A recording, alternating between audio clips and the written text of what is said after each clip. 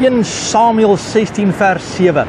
Maar die Here sê vir Samuel, kyk, nie na sy voorkoms en na sy hoë gestalte nie, want ek het hom verwerp.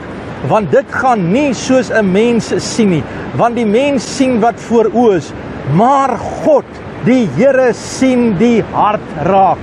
God sien jou hart raak. Mense kyk dalk na die uiterlike.